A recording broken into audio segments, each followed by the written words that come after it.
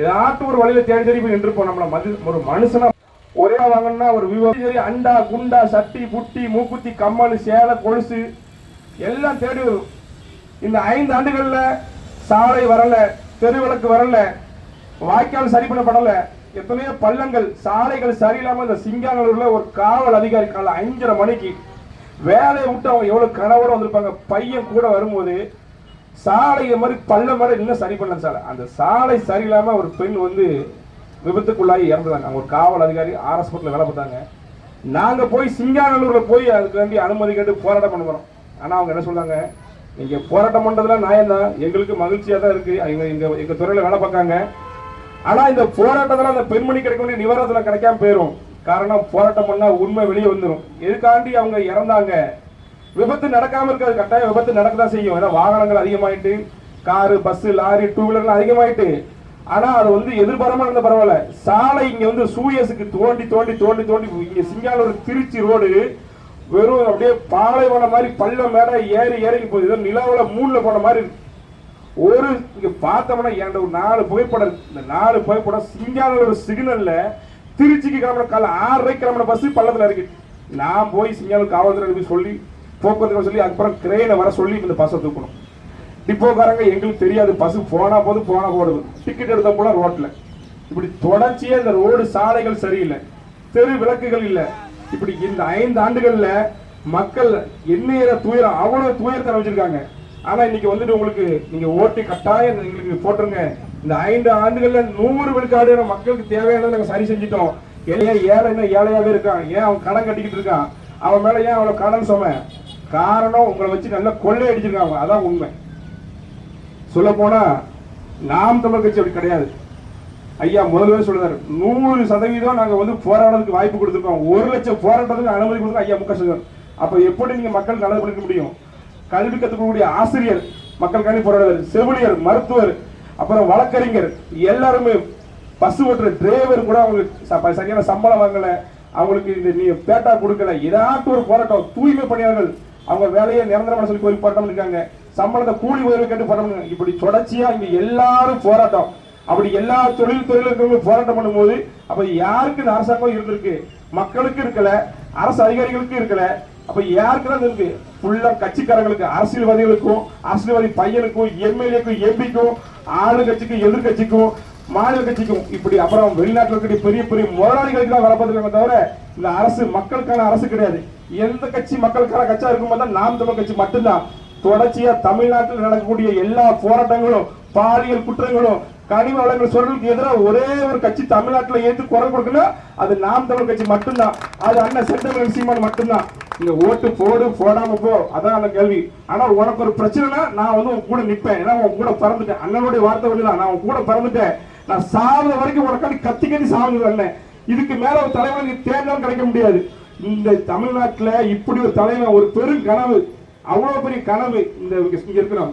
மதுரையில இருக்கு, மதுரையில வைகைனா வைகை கை வச்சா வைகை இல்ல, தாமிரபரணிக்காரன் தொகை கூட கம்பெனி முடிச்சு விட்டான். இங்க சிறுவாணிக்கு இங்க ஓடுது நொய்யல் ஆறு, நோய் வந்து போச்சு. இந்த ஆறு எங்க போகுது? நேர பார்த்தோம்னா சின்ன சின்ன கிளையாறுகளா 20 கிளையாறுகள் அப்படியே சேர்ந்து இணைஞ்சு காவேரில போய் கிடக்கு. ஆனா இங்கே நோய் வந்து போய் கிடக்கு. எப்படி நொய்யலார மீட்கம் சொல்லிட்டு ஈசா ஜக்கி சொன்னாப்புல நீ நொய்யலை மீட்கும் அப்படின்னு சொல்லி இவங்க யாருமே மீட்க மாட்டாங்க.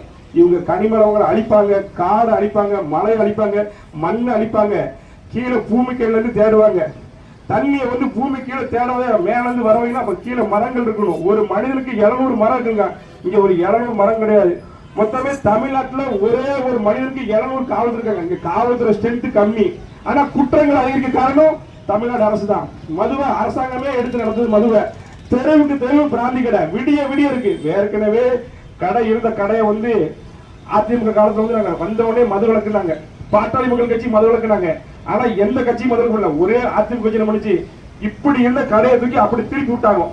அடுத்த திமுக வந்துச்சு, நேரத்தை கம்மி பண்ண 12 மணிக்கு கடை திறக்கணும். அப்புறம் என்னாச்சு, 12 மணிக்கு கடை திறக்கிறது அவங்களுக்கு நல்ல லாபம். ஏன்னா காலை 6 மணிக்கு நார்மலா வாங்கினா 150 ரூபா 120 ரூபாய் இருக்கு. அந்த பிளாக்ல வித்தோம்னா உங்களுக்கு 50 ரூபா 60 சேர்த்து கிடைக்கும்.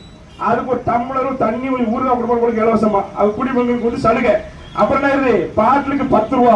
இந்த 10 ரூபாய சேர்த்து சேர்த்து மக்களுக்கு புண்டா கொடுக்க திமுக தவிர வேற யாராலும் முடியாது. ஏன்னா அப்படியே 10 ரூபாயே சேர்த்து வட்டி போட்டு போட்டு போட்டு பாக்கெட் 10 ரூபா அதுக்கு ஒரு ஸ்டிக்கர் அடிச்சு அதான் அவங்களுக்கு தேவைண்டே அதான். அதுக்கு ஒரு ஸ்டிக்கர் அடிச்சு அதுக்கு ஒயிட் ஷாப்ல ஒரு அவசரம் ஒரு ஆளை போட்டு அந்த ஸ்டிக்கரை உரிச்சு கொடுக்கறதுக்கு ஒரு ஆள். இங்க என்ன கொடுமன தமிழ்நாட்டுல ஒருத்தர் உடம்பு கெட்டு குட்டிச்சேரா போற சரக்கு விற்கிறது அரசு பணி. ஆனா மக்கள் சாப்பிட்டு நல்ல ஆரோக்கியம் இருக்கக்கூடிய விவசாயம் பண்றது ஃபுல்லா வந்து வீகிற கணக்கால ரொம்ப வேதனையா இருக்கு. அதுக்கு நெல் அறுவடை பண்ணோம்னா அதை சேர்த்து வைக்கிறதுக்கு ஒரு மழை இல்லை, ஒரு கூடாது போட்டு கொடுக்க தார்பாய் போட்டு வெளியில் நடந்து கிடக்கு. ஆனா சரக்கை பாதுகாக்கிறதுக்கு ஒய் பிரிவு இசட் பிரிவு பாதுகாப்பு போட்டு கொடுக்குற சரக்கை இங்க இருந்து ஒரு சரக்காரி போச்சுன்னா கூடயே ஒரு போலீஸ் வண்டி போது கொண்டு இப்போ ஒரு டாஸ்மார்க்னா அவங்க வாசல் போலீஸ் கொண்டு இருக்கு. ஆனா விவசாயம் இப்படி கிடையாது. தமிழ்நாட்டிலே அதிகமான இந்திய மாநிலத்திலே அதிகமாக இனமெதிரிகளை கொண்ட மாநிலம்னா தமிழ்நாடு மட்டும்தான். நுரையீரல் பாதிக்கப்பட்டு அதுக்கு காரணம் வந்து நான் கட்டாயம் சொல்லுவேன் வைகோ ஐயா கட்சி தான். அவங்க வந்து சீரட்டுக்குள்ள அவங்க தான் டெண்டர் எடுத்து வச்சிருக்காங்க.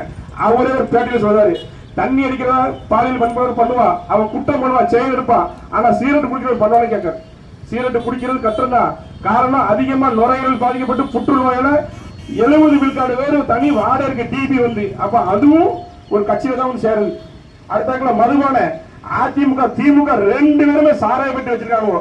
லெவல் டு லெவல் காலையில 11 இருந்து நைட்டு 12 மணிக்கு எவன் விட்டு தாலியா இருக்கிறதுக்கு. தமிழ்நாட்டுல இல விதவை கொண்ட மாநிலம் தமிழ்நாடு மட்டும்தான். அதிகப்படியான பெண்கள் உங்களுக்கு திமுக நீங்க வந்து என்ன சொல்றீங்க, நாங்க தான் பெண்களுக்கு பாதுகாப்பு, பெண்கள் தாலிக்கு தங்கம் கொடுப்போம், அது கொடுப்போம். அந்த நீங்க கொடுத்த தாலி தங்கம் தங்குதான் தங்காது. ஏன்னா கல்யாணம் முடிஞ்சு ஒரே வருஷத்துல பாடுக போயிடலாம். காரணம் குடிகார பெயரை ஆக்கி வச்சிருக்கீங்க. வளமான இளைஞர் உருவாக்கணும், நம்ம உருவாக்க முடியும். நல்ல படிப்பறிவு இருக்கணும், நூலகம் இருக்கணும், உடற்பயிற்சி நிலை இருக்கணும், அவன் ஆரோக்கியமா இருக்கணும்.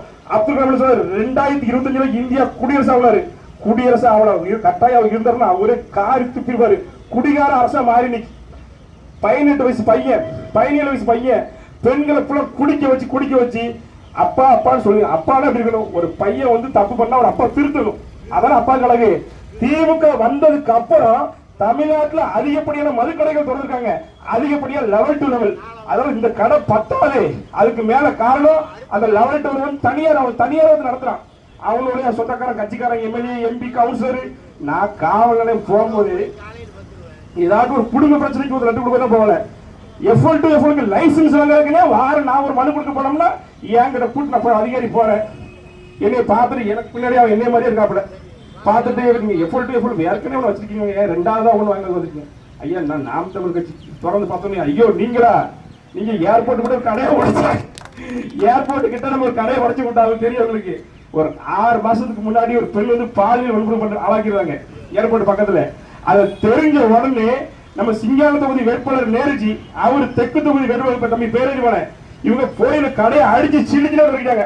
அந்த செய்தி உலகம் முழுக்க பரவி போச்சு. ஒரே நாள்ல தந்தி பாலிமர் நியூஸ் 7 எல்லாரும் பரவி இங்க கோயம்புத்தூர் எந்த ஸ்டேஷன் போனாலும் நம்ம மூஞ்சி தெரிஞ்சு போச்சு. அவர் ஃபர்ஸ்ட் நம்ம எதிர்பார்க்காம நம்மள வந்து பார் ஓனர் அதுக்கப்புறம் லெட்டர் போட்டு திறந்து பார்த்த போறோம் யோ நீங்களா அப்படிங்கிற மாதிரி ஆயிட்டு. அப்ப என்ன தெரியுது, இந்த மதுவுக்கு இந்த மண்ணுக்கு மக்களுக்கு எதிராக எந்த குற்றங்கள் வந்தாலும் நாம் தமிழ் கட்சி எதிர்த்து போராடணும்னு காவல்துறைக்கு தெரியும். அதனாலதான் எப்படி தெரியல நம்ம தொடர்ச்சியா நானும் பார்த்துட்டேன். மக்கள் போராட்டத்துக்கு மனு கொடுத்த ஒரே கட்சி நாம் தமிழ் கட்சி மட்டும்தான். நான் கலெக்டர் ஆபீஸ் போனோம்னா சுய விளம்பரத்துக்கு எத்தனை கட்சி வந்து போராட்டம் பண்ணி சும்மா ஒரு பிடிஏ போட்டோ எடுத்துட்டு போகும். ஆனா நாம் தமிழ் கட்சி இந்த சிங்கானூர்ல சாலைகள் சரியில்லை, இங்க வந்து மக்களுக்கு போக்குவரத்து வசதி இல்ல, நிறைய இடங்கள் நெசவாக்கள் எல்லாம் மினி பஸ் இல்ல, இந்த ஆவாரப்பாளையத்துக்கு மினி பஸ் இல்ல, எஸ்எஸ் காலனிக்கு மினி பஸ் இல்ல, அதுக்காண்டி தெருவிளக்கு சரியில்லை, தண்ணி வரல, மக்களுக்கு இலவச பட்டா கட்டு. இந்த தூய்மை பணியாளர்கள் மக்கள் அந்த உப்புளி படத்தை வாழ்ந்துட்டு இருக்காங்க. அவங்க நிறைய இடத்துல அண்ணனங்களை வந்திருக்காங்க. அவங்களுக்கு இந்த பட்டா கிடையாது. அந்த பட்டா கட்டு போராடின ஒரே வேட்பாளர் நாம் தமிழ் கட்சி நேருஜி மட்டும்தான். ஏன்னா இங்க 50 ஆண்டு வந்திருக்காங்க. அவங்க சொல்றாங்க மக்கள் கேட்கும்போது நாங்க எத்தனையோ கட்சி வராங்க, எங்களுக்கு ஓட்டு போடு உங்களுக்கு ஓட்டு போடு, பட்டா மட்டும் நாங்க வாங்கி தரல. காரணம் அந்த இடம் வந்து நீங்க டவுனுக்குள்ள வந்து நல்ல வேல்யூ இருக்கு. இந்த எலெக்ஷன் என்னைக்காவது காலி பண்ணி விட்டுறலாம் இவங்களை நம்ம பூந்துறாங்க நம்ம ஓட் பண்ணி சார். உங்களுக்கு கவலைப்படாதீங்க, உங்களுக்கு நான் கூட இருக்கேன், நான் இருக்கிறதுக்கு உங்களை யாருமே காலி பண்ண முடியாது. வேட்பாளர் வீடு அங்கதான் இருக்கு. அப்ப இவரை தாண்டி 1 ஏக்கரை 2 ஏக்கரை சிட்டிக்குள்ள வாழ்றாங்க. இவங்களுக்கு யாரும் அவங்க மக்களுக்கு கூடயா நாம் தமிழ் கட்சி என்னைக்குமே கூட துணையா இருக்கும். அது கட்டாயம் உறுதி. நாங்க ஒரு உறுதி கொடுத்துருக்கோம். தூய்மை பணியாளர் நாம் தமிழ் கட்சி வந்தா கட்டாயம் அவங்க பண்ணி அரசு பணியா மாற்றப்படும், அவங்களுக்கு குடியிருப்பு கட்டி கொடுக்கப்படும். இப்படி எண்ணற்ற பிரச்சனையை வச்சுக்கிட்டு நீங்க 100% வாக்குறுதி நாங்க நிறைவேற்றிட்டோம். எப்படி நிறைவேற்றீங்க? அப்புறம் இன்னொரு புதுசா கட்சி வந்துருக்கு. சொல்ல போனா சுவாமி விவேகானந்தர் சிக்காகோ போயிருக்காரு ஒரு வாட்டி. அங்க போகும்போது ஒரு மாட்டு பண்ணைக்கு போயிருக்காரு. போகும்போது அந்த ஒரு கணவர் மனைவி கூட வராங்க. ஒரு மாடு அதிவேகமா வந்துகிட்டு இருக்கு. அந்த கணவர் விட்டுட்டு ஓடிதாரு. அந்த மனைவி மயங்கி விழுந்தாங்க. சுவாமி விவேகானந்தர் அப்படியே நிக்காரு. அந்த மாடு வருது, அப்படி நின்றுட்டு திரும்பி போகுது. அப்ப அந்த கணவர் ஓடின்னு பார்க்கும்போது, சுவாமி நான் மயங்கி கீழே விழுந்துட்டேன், என் கணவர் ஓடிட்டாரு, ஆனா நீங்க மட்டும் எப்படி? அந்த மாடு முட்டுனா நான் எவ்வளவு தூரம் போவேன் அப்படின்னு. அதான் சொல்லு, அரசியலுக்கு வீரமும் விவேகமும் வேணுங்காரு. அப்படி வீரமும் விவேகமும் ஒரு தமிழ்நாட்டில் ஒரே தலைவர் கண்ணை செஞ்ச சீமான் மட்டும்தான். ஒரே ஒரு வழக்கு எடுத்தாம் பாரு, ஓட்ட நிக்கவே இல்லையே. ஆனா சீமானுடைய 250 வழக்குக்கு மேல இருக்காரு. இன்னும் அதே ஸ்ட்ரென்த், அதே போல்ட். நான் 6ஆம் கிளாஸ் தான் படிச்சிருக்கேன். நம்மளை இந்த அளவுக்கு ஏதோ சிந்திக்க வைக்கிறது, பேச வைக்க காரணம் உள்ள இருக்கிற சீமான் தான். இல்ல சீமான் சத்தியமா முடியாது. நான் உண்மைக்கு ஊர்ல எங்கேயாவது ஸ்டார்ட் பண்ணிட்டு என் பாட்டுக்கு ஜாலியா இருந்துட்டு எங்கேயோ ஒரு பக்கம் ஒரு மாதிரி சுத்தி இருப்பேன். இன்னைக்கு என்னையும் அரசியல் படுத்தி, என்னையும் தெளிவுபடுத்தி, என்னையும் மக்களுக்காண்டி பேச வச்சு இந்த ரோட்ல வச்சு காரணம் செந்தமிழர் சீமான் தான். அப்போ ஒரு 6ஆம் கிளாஸ் படிச்ச ஒரு படிப்புற கிராமத்தில் என்னவே அரசியல் பத்தி சிந்திக்கணும்னா அவர் கையில நாட்டை கொடுக்கும்போது நாடு எந்த அளவுக்கு வரும், அந்த அளவுக்கு கனவுகள் இருக்கு, திட்டங்கள் இருக்கு. ஆனா நடிகர வருமானம் இருக்கும். அவங்க விளம்பரமா அவங்க நினைப்பாங்க, மக்கள் மனசு சிந்திக்க மாட்டாங்க. அடுத்த தேர்தலை பத்தி சிந்திப்பவன் அரசியல்வாதி, இந்த ஏழை எளிய மக்களை பத்தி சிந்திப்பவன் தேசியவாதி. அப்படி ஒரு தலைவன் தமிழ்நாட்டில் இருக்க செந்தமிழன் சீமான் மட்டும்தான். இங்கே விவசாயி வீதியிலே கிடைக்கிறான், அவனை தூக்கி பிடிக்க ஒரே ஒரு கட்சி இருக்கு, அது நாம் தமிழ் கட்சி மட்டும்தான். தமிழ்நாட்டில் விவசாயிக்காண்டி போராடின ஒரே கட்சி நாம் தமிழ் கட்சி தான். என்னமோ தெரியல, கடவுளே இந்த உலகத்துல உழுதுண்டு வாழ்வார் சான்றோர் தோல்ந்து பேசுவார். அப்ப இந்த உலகத்திலே உழுதவன் பெரியவன், அப்படி அவன் ரோட்ல கிடக்க அவனை தூக்கி பிடிக்கணும். அப்படி எங்க கையில தூக்கி கொடுத்திருக்கான் அந்த விவசாய சின்னத்தை. வீடு வீடா தெருவா தூக்கிட்டு வரோம். விவசாய கீழே கிடந்து விவசாயம் தூக்கிட்டு வரோம். ஆனா மக்களாகி நீங்க என்ன பண்ணும், வருகின்ற தேர்தலில் நாம் தமிழ் கட்சிக்கு ஏற்கனவே சின்னம் விவசாயிகளுக்கு வாக்களிக்கணும். அப்பதான் உங்களுக்கு தெரியும் இந்த நாடு இப்படி சுடுகாட கிடக்கு, இது எப்படி சோலை வனமா மாறும்னு. கட்டாயம் ஒரே ஒரு வாட்டி நாம் கட்சிக்கு விவசாய சின்னம் வாக்களிச்சு பாருங்க. இந்த உலக கண்டத்திலே தமிழ்நாடு சிறந்த மாநிலமா இருக்கும். இந்த இந்திய பிரதமர் மோடி அரண்வாரியா எப்படிப்பா இவனு வந்தது 5 வருஷம் கண்டாலும் கட்டாயம் நடக்கும். திட்டங்கள் இருக்கு. மண்ணையும் மக்களையும் பத்தி கனவு கண்டா பழிக்கும். ஆனா இவங்க கனவுன்றது இங்க ஃபுல்லா கொள்ளை அடிக்கணும், சுருட்டணும். இங்க கனடா, அமெரிக்கா, லண்டன், துபாய்னு அங்க பங்களாகணும். தனிப்பட்ட வாழ்க்கைக்கு வந்து கனவு கூடாது, மக்கள் மீது மண் மீது கனவணும். அப்படி ஒரு கட்சி இருக்குன்னா அது நாம் தமிழ் கட்சி மட்டும்தான். இங்க எத்தனையோ பார்ட்டிகள் இருக்காங்க, எல்லாம் சுருட்டுற பார்ட்டி தான். ஒரு கூட்டணி எல்லா கட்சியுமே 50 வருஷம் 60 வருஷம் ஆனாங்க. இன்னும் 234 தொகுதி வேட்பாளர் என்ன அவங்கள தேர்ந்தெடுக்க முடியல. தனிச்சு திமுகவால ஒரு 234 வேட்பாளர் தேர்ந்தெடுக்க முடியல, அதிமுகவால தேர்ந்தெடுக்க முடியல. ஆனா இவங்க 2 பேரும் மாறி 50 60 ஆண்டுகள் ஆண்டாங்க. சுதந்திரத்துக்கு அப்புறமே திமுக திராவிட எல்லாம் இருந்திருக்கு, அதிமுக இருந்திருக்கு. அதுக்கப்புறம் இடையில எத்தனையோ கட்சி வந்துட்டு. ஆனா நாம் தமிழ் கட்சி ஆணும் பெண்ணும் சமம் நிகர். அந்த பாரதி கண்ட கணவன் 117 பெண்கள் 117 ஆண்கள் சமமா நிறுவப்படுத்தி வேட்பாளர் தமிழ்நாட்டிலே இந்தியாவிலே ஒரு பெரிய பொதுக்கூட்டமா திருச்சியில நடத்தி 234 வேட்பாளரையும் ஒரே மேடையில் அறிமுகப்படுத்தி, அது எவ்வளவு பெரிய எவ்வளவு சிந்தனை இருக்கணும், எவ்வளவு தெளிவு இருக்கணும். தமிழ்நாட்டில் இத்தனை கோடி பேர்த்துல இன்னைக்கு சிங்கானூர்ல நேருஜியை தேர்ந்தெடுத்து போட்டாலும் நேருஜி எவ்வளவு பண்ணிருக்காரு. கொரோனா காலத்துல இந்த மக்களுக்காண்டி நின்று நிவாரணம் கொடுத்திருக்காப்புல. இவ்வளவு மாதிரி சும்மா ஒரே ஒரு அரிசி போட்டு ஒரு சேலையை கொடுத்துட்டு போட்டது போடல, வீடு வீடா சென்று மக்களுக்கு உதவி பண்ணிருக்காப்புல. இதுக்காண்டி டாஸ்மார்க் காண்டி 2-3 வாட்டியும் தெரிஞ்சு அவர் டாஸ்மார்க் வழக்கே வாங்கியிருக்காப்புல. டாஸ்மார்க் உடைப்பு, இந்த சென்ட் ஜோசப் ஸ்கூல் கிட்ட 2 மதுபான கடை இருந்துச்சு, பள்ளி கல்லூரி கிட்ட, தேவாலயம் கிட்ட. அந்த தேவாலயம் பாரதியார் சொல்றாரு, எப்படியாட்டு நம்ம வாரம் ஜெபம் பண்ணி இந்த பிதாசுதன் பரிசுத்த ஆமேன் இந்த ஏசப்பா இவங்களுக்காண்டி ரத்த சித்தவே இருக்காரு. ஆனா இவங்க அந்த கடை வாசல்லே பிராந்தியை வச்சிருக்காங்க. எப்படி ஏசப்பா கும்பிட வருவானா, குடிக்க வருவானா, அப்படி ஒரு கேள்வி. நாங்க அந்த நாளைக்கு கவலைப்படா, நீங்க ஃபாதர் நாங்க இருக்கோம், அந்த கடையை அடிச்சு நொறுக்கணும்னு நான் வீடியோ காணொலி கூட நானே எடுத்து காமிக்க. நானே இவர்கள் ஒரு 50 பேர் போய் கடையை முற்றுகையிட்டோம், கடையை அடிச்சுட்டு போயிட்டோம். எங்களால கையில் ஆட்சி அதிகாரம் இல்ல. ஆனா சிங்கானூர்ல 2 கடையை சோழைய முடிச்சிருக்கோம். நீங்க ஒரே ஒரு வாட்டி வாய்ப்பு கொடுங்க, சிங்கானூர்ல மதுபான கடை இருக்காது, அது உறுதி. என்ன கட்டாயம் 234 தொகுதி கட்டாயம் கடை சோழைய முடிச்சிருவோம். கன்னியாகுமரியில் அதே மாதிரி கடையை அடிச்சு வச்சிருக்காங்க. நாங்க கையில நீங்க அதிகாரத்தை தமிழ்நாட்டில் கொடுத்து பாருங்க, தமிழ்நாடு சொர்க்க பூமியா ஆகும். குடிக எங்கேயுமே குடியே இருக்காது. 50 பக்கமும் படிப்புகம், நூலகம், அறிவுதான் ஒரு மனுஷனை விரிவாக்கும், செயல்பட வைக்கும், சிந்திக்கும். அப்ப கல்விக்கு முக்கியத்துவம் கொடுப்போம். உடல் வலிமையை உறுதி செய்ய அங்கங்க உடற்பயிற்சி நிலையங்கள், அப்படி எல்லாத்தையும் வச்சு வளமான இந்தியா அப்துல் கலாம் மாதிரி 2025 ஒரு வளமான இந்திய கனவு இருக்கேன். அது இளைஞர்கள் முடியும். அப்படி செய்யணும், நல்ல வலிமையான இளைஞர்கள் உருவாக்கணும். அப்படி நம்ம வந்து மதுபானம் அந்த போதையெல்லாம் ஒழிக்கணும். இங்க நடக்கிற குற்றம் எல்லாமே எங்க நடக்கு? ஒரு மனுஷன் சாதாரண இருக்கும்போது தேவரே சொல்றாரு, கூட்டத்தில் இருக்கும்போது பொது வார்த்தைகள் பேசும்போது பொது வார்த்தைகள், தனிமையில் இருக்கும்போது சிந்தனை கிளம்புறாரு. அப்ப தனிமையில் இருக்கும்போது அவன் எப்படி இருக்கணும்? அவன் போதை உள்ள போயிட்டுனா அவன் மூளை அவன் கிடையாது, அந்த போதை வந்து மூளையை ஆண்டுரும். அப்பதான் குற்றங்கள் பாலியல் வன்புணர்வு. போன வாரத்தில் மட்டுமே 20க்கு மேற்பட்ட ஒரே நல்ல தமிழ்நாடு முழுக்க 20 பாலியல் குற்றங்கள். அதுல 2 வயசு குழந்தை முதல் 60 வயசு குழந்தை பாலியல் வன்புணர்வு காலம் இருக்கா. இதுக்கு காரணம் யாரு? தமிழ்நாடு முதல்வர் தான். சட்டம் அவர் கையில தான் இருக்கு. அப்ப அவர் என்ன பண்ணுவோம்? 2 தோட்டா. இந்தியா வந்து காந்திய தேசமா இருக்கலாம், ஜனநாயக நாடா இருக்கலாம், மக்கள் பூமியா இருக்கலாம். அப்ப ஏன் இந்திய பார்டர்ல ஏன் நீ துப்பாக்கி கொடுத்துருக்க, வெள்ளக்கொடியை கொடுத்துருக்க வேண்டியதானே? ராணுவத்துல இந்திய மண்ணுக்கு ஒரு தீவிரவாதி உள்ள வந்துட்டான், தாய் மண்ணு காக்கறதுக்காண்டி 2 தோட்டா வெடிச்சு. அப்ப தாய் நாட்டு பெண்களை தொடங்கும்போது 2 தோட்டா வெடிச்சா தப்பு கிடையாது. 2 தோட்டா வெடிச்சா ஒரு 2 இடத்துல காவல்துறை கேட்க நீங்க எத்தனையோ வழக்கு பாப்பீங்க. ஒரு கொலை பண்ணவன் 90 நாள்ல வெளியே வந்துடலாம், ஒரு வருஷம் குண்டாசு எடுத்துடலாம், ஒரு வெட்டினா 15 நாள்ல வந்துடலாம். திருநாள் 7 திருநாள் 2 ஒரு 70 பேர் ரோடு சண்டை போட்டா. அப்ப அவன் இவ்வளவு தைரியம் செய்யும் போது காவல்துறை கையில ஆயுதம் இருக்கு, உங்க கையில ரிவால்வர் இருக்கு. ஒரு 2 இடத்துல என்கவுண்டர் ரவுடியை போட்ட மாதிரி பாலியல் வன்புணர்வு 2 இடத்துல போடுங்க. கட்டாயம் நாம் தொகைச்சு ஆட்சிக்கு வரும். என்ன வளர்ந்தாலும் அண்ணன் செல்வம் சிம்மன் வருவான்.